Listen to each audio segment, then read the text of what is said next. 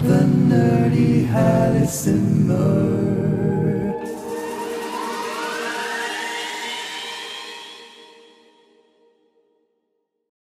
Hey guys, the nerdy helisimmer here. This is Freeware Gems. Today with one of my all-time favorite helicopters, the MD500, available as a free download on the Explain forum. The iconic Flying Egg was developed by the Hughes Aircraft Company as a light observation helicopter for the US military called the OH-6, followed by the civilian version H-369, or later to be called MD500. We are looking at the D model with its rounded nose and a fully articulated 5-bladed rotor system. We also see the typical T-shaped tail fin as opposed to the V-shaped horizontal and vertical stabilizers of the OH-6, which by the way only had 4 rotor blades. The 3D model looks pretty accurate, at least to the eyes of a layman like me.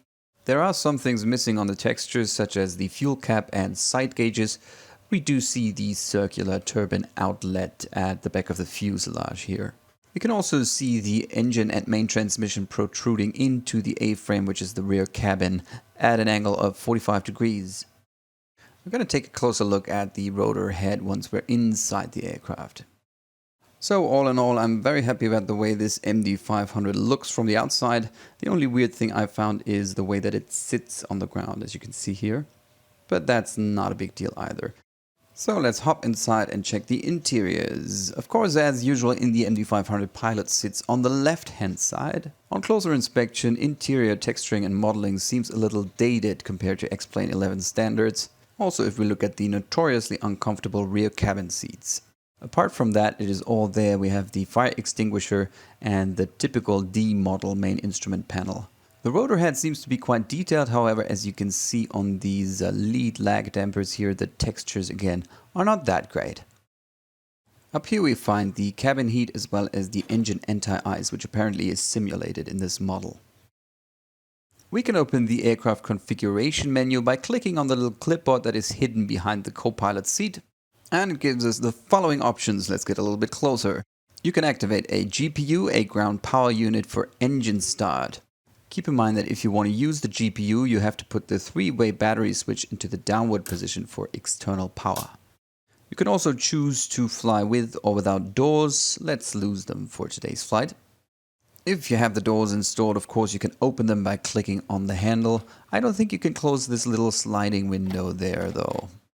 Next point on the menu is only important if you should happen to have a hardware collective with a twist grip throttle as well as a mechanical idle release stop latch. My hardware collective has a simple joystick button as an idle release, so I'm choosing stop over free. This model comes with a virtual pilot that you can choose to hide or show. It actually doesn't look too bad. You can see the arms and legs are animated as you move your controls. I personally never use these pilot figures, however, if you like to have them, this one looks actually quite good. Alright, let's get him out of the way again. You can also use this menu to set the aircraft's fuel and payload. Just make sure that you do not exceed the maximum gross weight. Oh yeah, within X-Plane settings, make sure that you have the experimental flight model box checked. And depending on your system, 4 to 5 flight model calculations per second. For users of the Reality XP Payware GPS, you can implement this into the main panel by clicking here. It will replace the standard radio stack. Now the last function of this little menu, you can choose to remove the rear cabin seats, basically putting the MD500 into a cargo configuration. Okay, we're all set, so let's fire this helicopter up.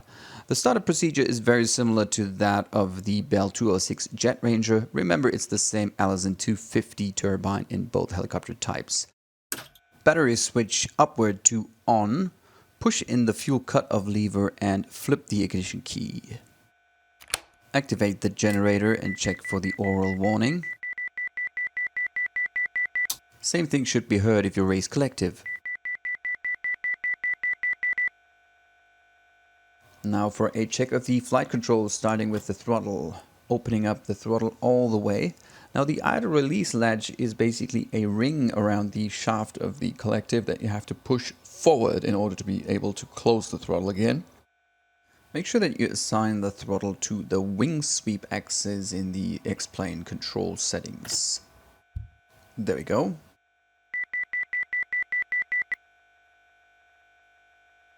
All good on the flight controls and anti-collision light to on.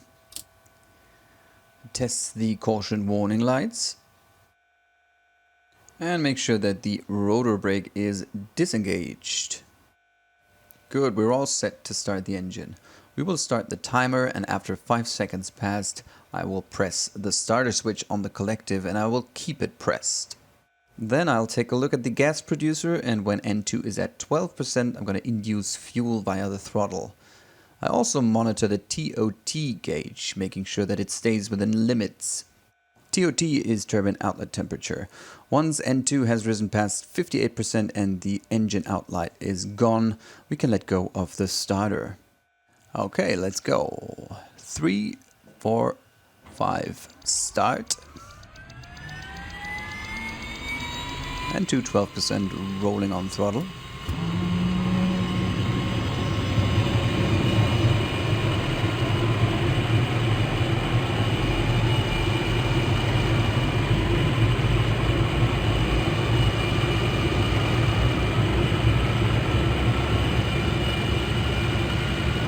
Startup was successful. We will wait for 1 minute before spooling up the engine to flight idle. We've just used the generator to start up the engine, so I'm going to wait a few seconds before I activate it on the main panel. Uncaging the altitude indicator, and don't forget to check your altimeter setting.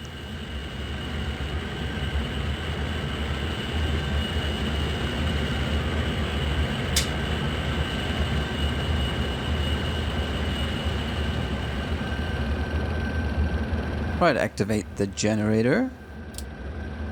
Now I can switch on the radios and my transponder and any additional lighting. Even though the position lights are not necessary right now, I do think that they look cool being positioned at the tip of the helicopter skids there. Outside air temperature is 24 degrees, so we won't be needing pitot heating, cabin heating, or the engine anti-ice. Spooling up the engine now by opening up the throttle. Just make sure that the torque gauge reads less than 40% at all times. Alright, now I have to explain a peculiarity of this flight model. This is not the way it is in the real aircraft. You see a governor button on the collective, which you have to manually switch to on once engine and rotor RPM are at 103%. Again, in the real aircraft there is no such switch. The governor will take over automatically.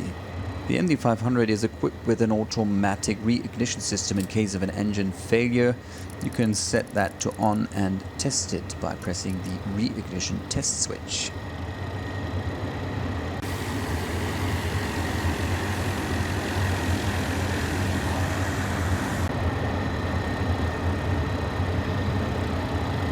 Alright, let's fly this thing. I'm gonna anticipate a little bit of a left pedal, power pedal, raising the collective slowly and keep the cyclic displaced a little bit to the left and slightly aft of the center. We leave the ground with the right skid first. Due to its articulated rotor system, the real MD500 is said to be very agile and responsive, but very stable and easy to fly at the same time. This is definitely true of this aircraft. It's a joy to fly and it gives you great control in the hover. Due to the lack of hydraulics, keep in mind that the control inputs need to be quite a bit bigger than in a hydraulically boosted aircraft such as the Bell 407. The 500 has a motorized trim system that helps you relieve the forces felt on the cyclic stick, and you would use it constantly, especially for larger deflections, so you do not have to fight the control forces all the time. Of course, this is something that is hard to replicate in a simulator. Sounds are pretty good. We're flying doors off today, as you can see. Also a nice feature, the constant vibration of the cyclic stick. Funny thing I noticed is that the texturing of the fire extinguisher on the right hand side is labeled in German, and it says that it is suitable for cooking oil. That's interesting. So let's follow this little road here, making use of the great maneuverability of the aircraft. You need to stay active on the paddle to keep your directional control. Now, from what I've gathered on the forums, in the real machine you would need quite a bit more left pedal during a hover. It has been suggested by Brett Sumpter that you get the most accurate handling characteristics if you set your weight to the maximum allowable takeoff weight. Now there's a free parking spot, so let's squeeze in there.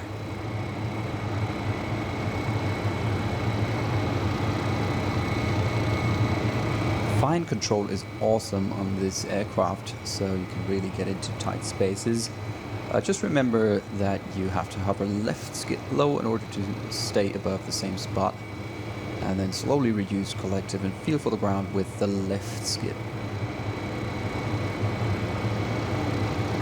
Notice the difference in engine sounds when you handle the collective.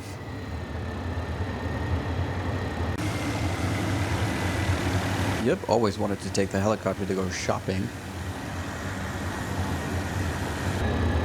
Now let's get out of here.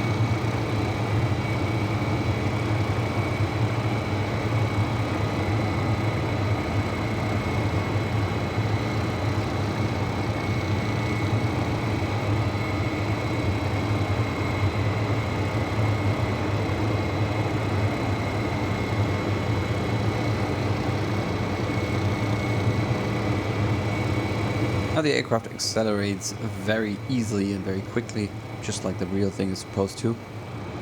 Now back in its days, the main competitor of the MD500 actually was the Bell 206 Jet Ranger. Even though most 500s share the same Allison 250 turbine as the Jet Ranger, the handling characteristics of both machines are quite a bit different. The 500 is faster and more agile. However, the Jet Ranger is supposed to be more comfortable, especially for passengers in the back seats. That's probably the reason why among pilots the 500 is dubbed the Ferrari of the skies, sort of a sports car among helicopters, whereas the 206 is dubbed the Cadillac of the skies, so maybe a little bit more comfortable, especially on longer flights. The maximum speed of the MD500 is about 156 knots at sea level. Of course, the VNE speeds decrease at higher density altitudes. Average cruise speed is about 120 to 130 knots, so you can get places. The red and white line on the airspeed indicator is not your VNE speed, it's the maximum speed for auto rotation. Now in flight, you better watch your TOT and torque gauges. The MD500 is usually TOT limited. That means that you will reach the limitations of your turbine outlet temperature before you will reach any torque limitations, unless it's a very cold day. This is also simulated in Brett Sumpter's version, so if you're not careful and you over torque or you over temp the engine will quit. First indication of that will be the engine chip light coming on. To be on the safe side, never exceed the red marking on the TOT and torque gauges, and always keep it within the green band, unless for takeoff power where you're allowed to stay within the yellow band for a maximum of 5 minutes. The original prototype of the MD500, the OH-6, was developed as a light reconnaissance helicopter. Very agile and fast, yet easy to fly and also easy to maintain out on the field. It was also designed to have a rather good crashworthiness, so chances of survival in case of a, well, let's say, controlled crash were quite good. In fact, there was a high amount of losses among the OH-6s during the Vietnam War. The MD500D offers enhanced performance as well as an additional rotor blade, and of course it features the T-shaped tail section.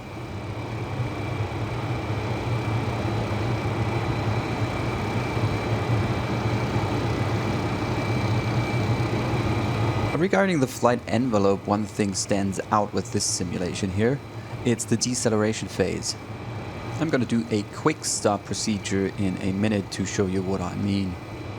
It takes quite a long time to slow down the aircraft, and you're practically not able to lose any altitude while you do so. So the aircraft glides or floats a little bit on deceleration. For comparison, I've added a short clip of the MD500E by Cohen Sim during the same procedure. Basically, if you're not careful and you want to stop the helicopter, you will find yourself gliding for quite some time, overshooting your target and not being able to lose altitude. Now, this is to some extent true of the real aircraft as well. It was designed for high aerodynamic efficiency and low drag. So the 500 really wants to keep on flying unless you make it stop. However, in an email confirmation I had with a real-life 500 pilot on the X-Plane forum, it was confirmed that the floating issue of Sumpter's MD500D is a little excessive. According to him, also the Cohen-Sim MD500E model is quite a bit more accurate in that regard. But let's take a look ourselves. After finishing my turn here, I'm going to try to stop the aircraft as quickly as I can. On the left-hand side, you'll see the same procedure done in the MD500E model.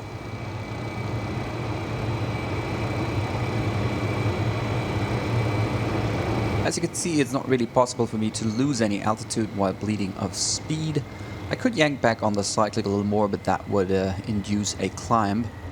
The deceleration to about 80 knots is going on rather slowly, and then suddenly it increases down to 60 knots. Bleeding off speed in Cohen-Sim's MD500E seems to be a little bit more gradual, as you can see on the left-hand side. Even though it made me wonder, you can see that the difference is not too big and it's not a big problem. It's just that you need to be aware of this when you plan your approaches. So you just have to measure in a little distance for the deceleration, and once you're at about 60 knots or below, you can descend down to your landing spot. Interestingly enough, even though the MD500E model with its pointy nose looks a little bit more spiffy, the aerodynamic efficiency of the tear-shaped fuselage of the C and D models is actually higher.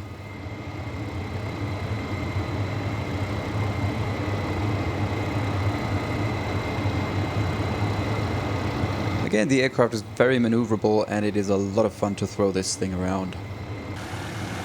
So, to sum it up, the MD500 by Brett Sumpter is definitely a freeware gem. Its handling characteristics are one of the best that you can find with an X-Plane, definitely up to par with the great payware add-ons. The sound is great and the amount of simulation depth is definitely outstanding for a freeware project.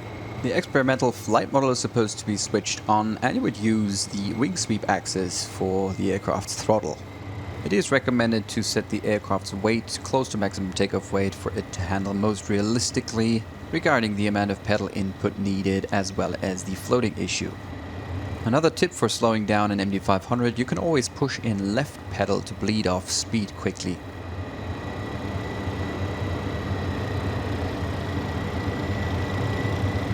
Alright, let's set it down. If you liked this little review, give me a thumbs up and subscribe. Also let me know in the comments what you think of this flight model and what other freeware aircraft you would like me to take a look at. After talking a little bit about helicopter performance in my latest video, I'm going to do another one about weight and balance. The great thing about this flight model is that you actually do have enough fine control without it being overly sensitive to put the helicopter exactly where you want it to sit. Sumpter's model features the extended skids, so the pilot actually sits quite high above the ground. Anyway, it's always hard to judge how close you are to the ground within a desktop simulator, of course. We're down, so on to the shutdown procedure.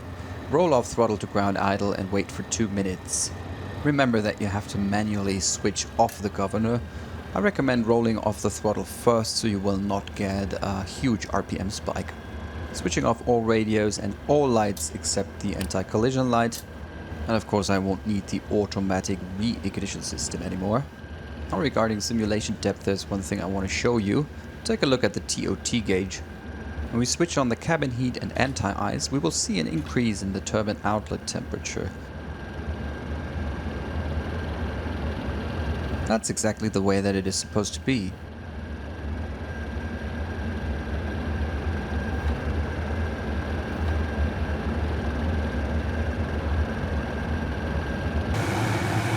Take a look at the touchdown from outside.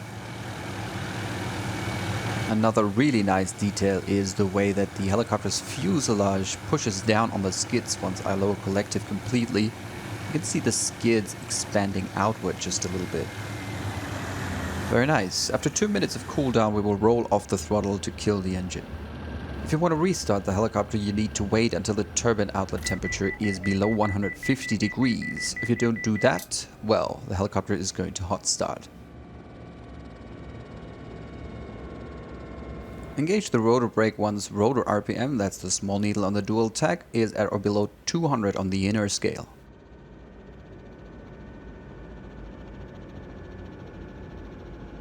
There we go.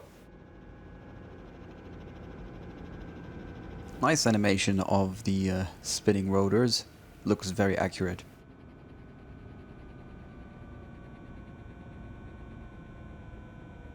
Alright, that concludes our little review of the MD500D model by Brett Sumpter, available on the X-Plane forum. Thanks for joining in and see you around next time.